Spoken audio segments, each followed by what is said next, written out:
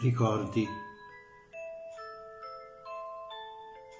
Ricordi di rumori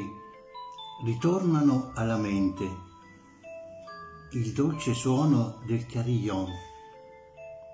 la voce calda di una donna che sa di essere mamma,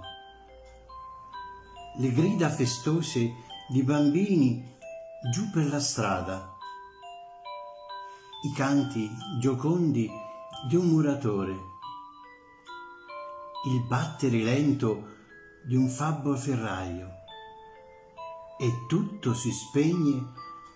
nel ricordo di ciò che era ed ora